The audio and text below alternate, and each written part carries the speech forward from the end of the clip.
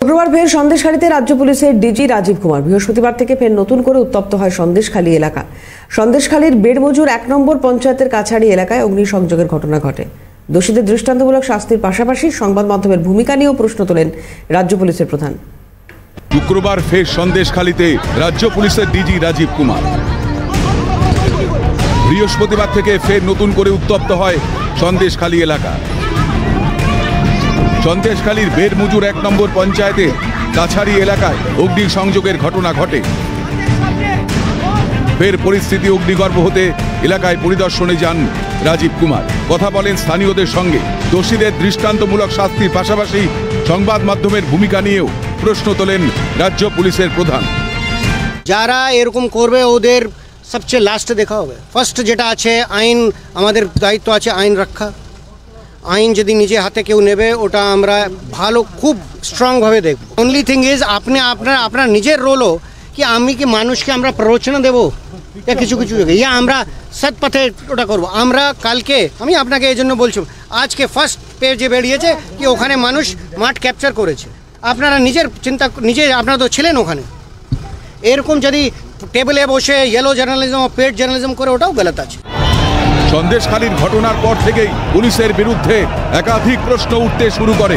বিরোধীদের তরফ থেকে অভিযোগ ওঠে যে পুলিশ শাহজাহানকে ধরতে ব্যর্থ তারাই কিনা বিরোধীদের বেলায় খড়গহস্ত।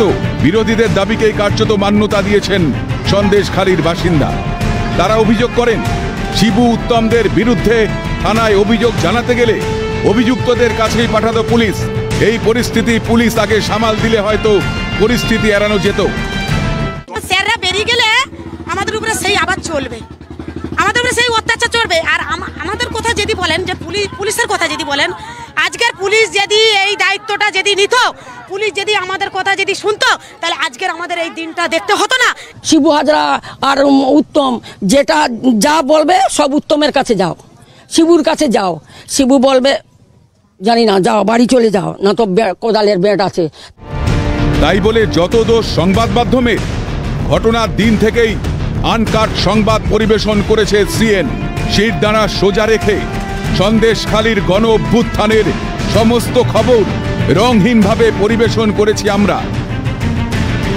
মহিলাদের সম্ভ্রম লুটের খবরও আনকাট দেশবাসীর সামনে তুলে ধরি আমরা।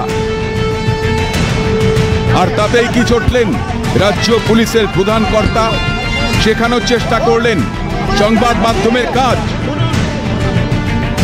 সন্দেশখালী ইস্যুতে কলকাতা হাইকোর্টে প্রতিনিয়ত ভৎসনার মুখে পড়তে হচ্ছে রাজ্য পুলিশকে। পুলিশের বিরুদ্ধে জনরোষ বাড়ছে, আর সেখানেই কার্যত সংবাদ মাধ্যমকেই কাঠগড়ায় তুলে নজর ঘোরানোর কৌশল ডিজির। প্রশ্নটা থেকেই যাচ্ছে। ক্যামেরায় সুরজিৎ প্রামাণিকের সঙ্গে মফিজুল ইসলামের রিপোর্ট, ক্যালকাটা নিউজ।